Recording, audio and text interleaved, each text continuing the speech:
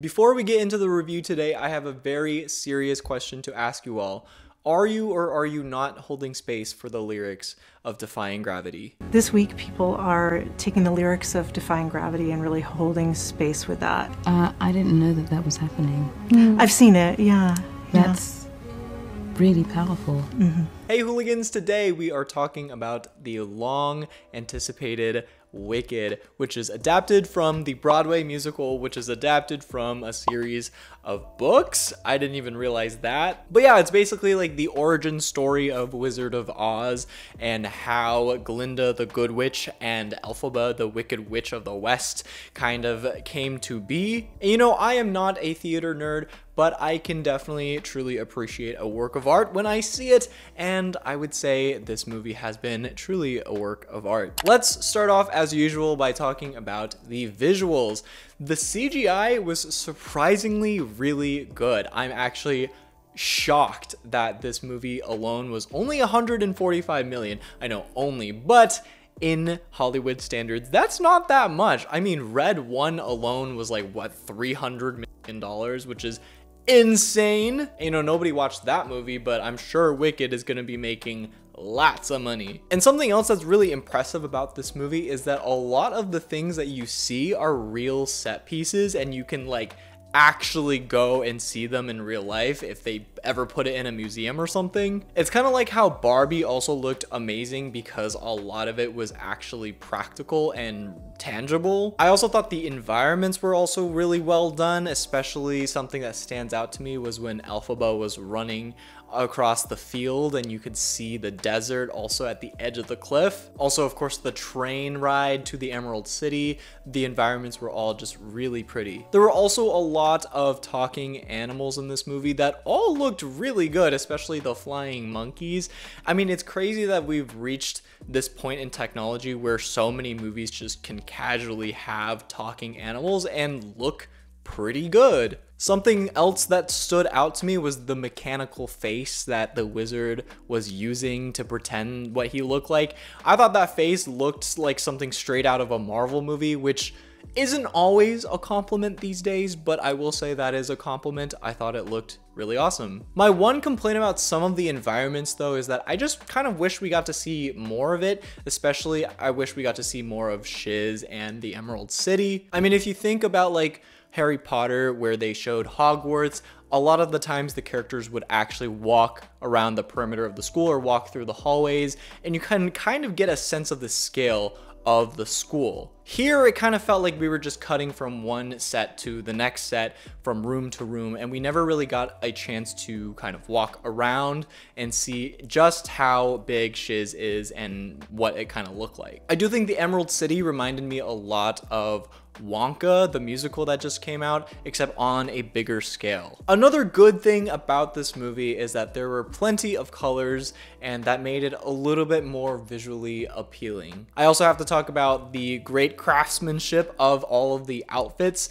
They all looked really cool, especially Elphaba and Madame Morrible's clothing. It just all looked stunning. Also, Glinda was making fun of how Elphaba was dressing, but like low-key, Elphaba outdressed Glinda. And clock that tea. Okay, now obviously we have to talk about the music in this movie because duh. And going in, I could already expect the singing to be incredible because, I mean, Cynthia and Ariana are just incredible vocalists. And also they sang live on set apparently, which is just another bonus. But what added to the singing was just the incredible composition and the incredible instrumentals that were added to this movie. I thought that was all really well done. A lot of the dance choreographies were also a bonus that made this movie felt more of a spectacle. For example, Dancing Through Life with the rotating background, that was awesome. And of course, What Is This Feeling has gone viral on TikTok with the dance choreography. But I also thought some of the low-key choreography was just as well done, such as Jeff Goldblum's Sentimental Man, where he was like bouncing the moon back and forth. I thought those were all interesting numbers. And like I said, I am not a musical theater kid, so I didn't know all of the songs going into this. I only knew the popular ones, and literally I knew of Popular and of course Defying Gravity, but there were also a couple of ones that I haven't heard that really surprised me and I really liked. So for example, The Wizard and I was Elphaba's I Want song. That was awesome. Dancing Through Life was really good. It was so flirty. My God, it felt like he was flirting to everybody in the theater. I also thought I'm Not That Girl might be one of my favorite songs from the movie. And of course, Defying Gravity, we gotta talk about it for a second. They've been teasing us with that song all year with that last couple of notes that Cynthia sang. And let me tell you, it does not disappoint, and they really had to make it strong because everyone is expecting it. It is the climax of the movie. It is how the movie ends. It's gotta be good. Like, truly, I got chills when I heard that song. Also, when Elphaba learned to fly, that was awesome. When she was falling, it actually reminded me a lot of Into the Spider-Verse when Miles Morales was also free falling. The whole scene was very superhero-esque. I mean, it kind of felt like how Invincible learned to fly for the first time as well. I think the only part of the song that kind of bothered me was when Elphaba was like, "Leave Glinda alone. It's me that you want. It's me." Like, that part was kind of silly. It also kind of was bothering me that her cape grew like 3 times in length when she was in the sky. I was like, okay, I guess there's some kind of magic growth serum in that cape or something. But I really appreciated how they made all of the songs, maybe not all, but most of the songs cinematic. It could have just been like music videos back to back or just watching a live stage play, but no, this actually felt like a cinematic experience. I also want to talk about the pacing a little bit because I have heard some complaints. Yes, it is almost 3 hours long. That is really, really long. And it definitely did start to drag at some points, but I do understand why, because there's so much material to cram into this first part. But I feel like for it to almost be 3 hours, it kind of allowed it to feel more like a movie than just the actual stage play. And also, to be fair, there were like multiple plot lines going on, including the various romantic relationships to establish, right? Like Glinda and Fiyero, Fiyero and Elphaba, Bach and Glinda, Bach and Nessa. There was the animal plot. There was the plot with Elphaba actually learning magic and going to see the wizard. So yeah, I do understand why it was 3 hours, but it did feel a little bit long. I almost wish there was an intermission built into the movie because I was like, so many songs back to back, I'm just really tired. Now let's talk about the actors themselves. First of all, Ariana was so funny. I am proud to be an Arianator. She was so ridiculous with her hair flips and her toe pointing. It was just so funny. I really think she should do some more comedy roles because she is just really naturally good at it. I also thought it was really cute when Kristen Chenoweth and Idina Menzel made their cameos.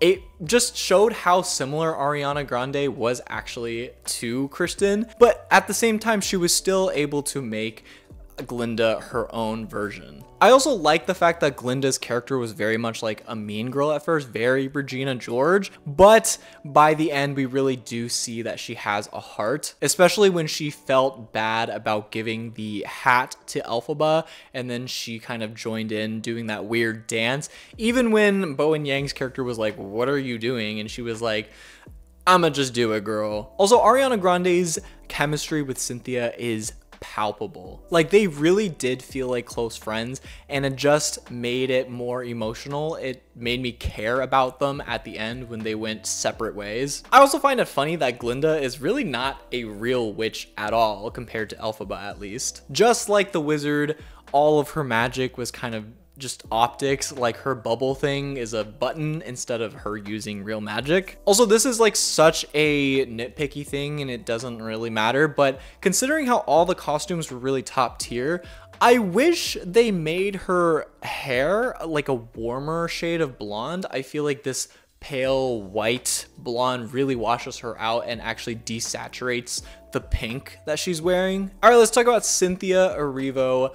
I liked that her version of Elphaba felt very dignified. Like, instead of becoming more timid after getting bullied and experiencing all this trauma, she actually becomes more confident and puts on this like, I don't give a fuck attitude, which I thought was a really great addition to her character. And that even showed through her way of dressing. I mean, all these shoulder pads. I mean, obviously it makes her look more witchy, but also it gives off this like boss bitch energy. But the interesting part is, even though she puts on this confident facade, it is just a facade, because deep down, just like the rest of us, she does care about what other people think. And that kind of makes her human, right? And that's what makes her character vulnerable and relatable to the audience, and therefore makes us actually root for her. Cynthia also did a really good job carrying some of the emotionally heavy moments in the movie. Of course, when she started doing the weird dance, it was like weird, but also really emotional at the same time. And of course, at the end, when she discovers the wizard's true intentions, it was also devastating to see how she put in so much work to achieve her dreams, but at the end, it's the same result, how everyone still despises her. So yeah, those were definitely emotionally taxing moments in the movie, and some people in my theater ended up shedding a few tears. I may or may not have been one of them. Also, I previously compared Ariana to Kristen Chenoweth and said how similar they are, but I would say Cynthia and Idina Menzel are actually really different portrayals. I feel like this version of Elphaba just feels more powerful to begin with, and not to make it about race, but there were definitely some racist undertones in this movie. I mean, for people to discriminate based on the color of her skin, like, come on. So I do think Cynthia was able to bring this nuance to the character more so than Idina's version. It also makes it more compelling as to why she cares so much about the talking animals, because these animals are viewed as monsters and therefore should be silenced. So that's why Elphaba sees herself in them, and that explains why she is willing to walk away from her dreams that she's always dreamed of to help these animals. And finally, let's talk about some of the other performances in this movie. Michelle Yeoh, she looked beautiful, so elegant while being so evil at the same time. Jeff Goldblum, he played himself, but we love him for that. Ethan Slater, he also played himself, and we'll leave it at that. Jonathan Bailey, he looked a little too old to be attending Shiz, but I mean, he's so charming nonetheless. Every time he was on screen, people behind me were like, and it just cracked me up the whole time. I also like that his character was like a himbo who was like kind of supposed to be stupid, and I do think that foreshadows what will happen later on. Bowen Yang was absolutely hilarious. He had such a small role, but I definitely think he sold every scene that he was in. Also, Peter Dinklage was in this movie. He played Dr. Dillamond. I didn't even know that was him, so good job. And also Marissa Bode played Nessa. I thought Nessa was kind of annoying, like low-key. I feel bad for her, but like, damn, can you have your sister's back for like even 1 second? I don't know if she will get more character development in the second part. I really don't know what happens in the second part. So I do hope she gets more redemption, because so far what I've seen, she was kind of annoying me. Really quick, I totally forgot to give my rating in the video, so I'm gonna say this movie was a 4 out of 5 witches. Such a spectacle, great music, great visuals, standout performances, also really funny. I think I'm gonna take off some points for the pacing issue, but overall I absolutely loved Wicked Part 1. But that's my review on Wicked Part 1. What did you guys think? I really want to have a discussion with you all in the comments. What was your favorite song? Do you like the Broadway version better still, or do you think that this movie exceeded expectations? Let me know in the comments below. And I shall see you guys in the next video. Bye! Hey hooligans, thanks for watching this video. If you enjoyed this review, then make sure to like and subscribe, and check out some of these other videos available right now.